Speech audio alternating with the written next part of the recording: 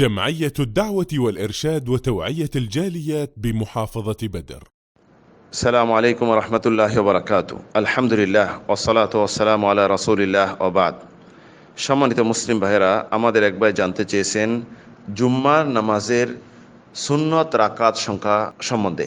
প্রথমত বলবো, জুম্মার নামাজের পূর্বে নির্দিষ্ট কোনো সুন্নত নেই, তবে যে ব্যক্তি জুম্মার দিন মসজিদে প্রবেশ করবে অবশ্যই তাকে 2 রাকাত নামাজ পড়ে মসজিদে বসতে হবে, যেটিকে বলা হয় তাহিয়াতুল মসজিদ বা দুখুলুল মসজিদ। পরবর্তীতে ইমাম সাহেব খুতবার জন্য মেম্বরে দাঁড়ানো পর্যন্ত সে 2 রাকাত নামাজ পড়বে আর সালাম ফিরাবে। এভাবে যত রাকাত ইচ্ছা তত রাকাত সে পড়তে পারে, কোনো নিষেধ নেই, যেটি রাসূল সাল্লাল্লাহু আলাইহি সাল্লাম থেকে এবং সাহাবী থেকে বর্ণিত রয়েছে।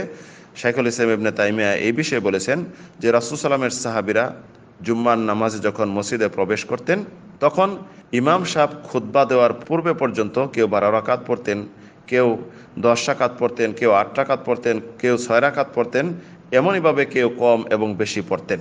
এবং জুম্মার দিন যে স্বাধীনতা রয়েছে, নফল নামাজ হিসাবে যত নামাজ পড়তে পারে, যে হাদিসটি ইমাম বুখারী 91 নম্বর হাদিস উল্লেখ করেছেন, সালমান ফার্সি থেকে বর্ণিত। রাসূলুল্লাহ বলেছেন, যে ব্যক্তি মানিক তাসারা ইয়াউমুল জুমা ইলা আখিরিল হাদিস, তথা যে ব্যক্তি জুম্মার দিন গোসল করলো এবং পবিত্রতা অর্জন করলো, আতর গোলাপ ব্যবহার করলো এবং মসজিদে যেখানে জায়গা পেল সেখানে বসে গেল, তাকে যতটুকু আল্লাহ সুযোগ দিয়েছেন সেও সুযোগ সে নামাজ আদা করলো। ইমাম সাহেব যখন খুতবা শুরু করলো তখন সে চুপ হয়ে গেল, আল্লাহ রাব্বুল আলামিন তাকে এক জুমা থেকে নিয়ে আরেক জুমা পর্যন্ত তার গুনাহ ক্ষমা করে দিবেন।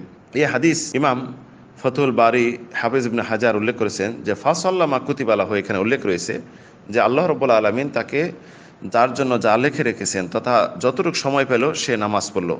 এখানে উল্লেখ্য তার জন্য নির্দিষ্ট কোনো রাকাত সংখ্যা নেই, 2 রাকাত পরে বসে যাবে জুম্মা নামাজের পূর্বে, আর খুতবা পর্যন্ত সে 2 রাকাত পরে সালাম ফেরাবে, যত রাকাত সম্ভব হয় সে পড়বে, এতে কোনো বাধা নেই। তবে এই নামাজটি জুম্মার নামাজের পূর্বে যে সুন্নত সম্পৃক্ত নামাজ, এই সম্পৃক্ত নয় বরং সাধারণ নফল। তবে জুম্মার নামাজের পরে রাসূল সাল্লাল্লাহু আলাইহি সাল্লাম থেকে বর্ণিত যে হাদিসগুলি পাওয়া যায় যে জুম্মার পরে 2 রাকাত 4 রাকাত রাসূল সাল্লাল্লাহু আলাইহি সাল্লাম নামাজ পড়েছেন।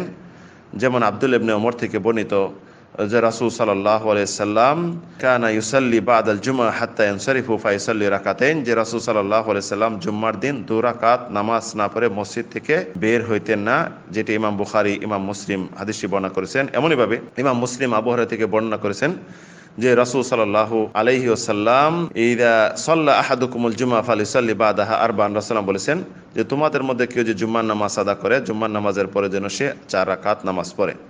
এখানে এক হাদিসে রয়েছে 2 রাকাত, আরেক হাদিসে রয়েছে 4 রাকাত। রাসূল সাল্লাল্লাহু আলাইহি সাল্লাম জুম্মার নামাজের পরে বাসায় যেয়ে কখনো 4 রাকাতও পড়েছেন, কখনো 2 রাকাতও আদায় করেছেন।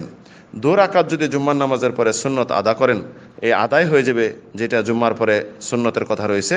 জুম্মার পরে যদি আপনি 4 রাকাত পড়েন, এটা হবে আপনার জন্য পরিপূর্ণ। তবে জুম্মার নামাজের পূর্বে সুন্নত জুম্মার সাথে কোনো সম্পৃক্ত নামাজ নেই, 2 রাকাত পরে বসে যাবেন এবং যত দূর ইচ্ছা আপনি নামাজ আদা করবেন। আর জুম্মার নামাজের পরে 2 রাকাত 4 রাকাত আপনি পড়বেন, এটা হলো মুস্তাহাব বিষয় এবং এটি রাসূল সাল্লাল্লাহু আলাইহি ওয়াসাল্লাম সর্বদা পড়েছেন, কখনো ছাড়েননি। আল্লাহু আ'লাম ওয়া সাল্লাল্লাহু আলা নবিয়িনা মুহাম্মদ।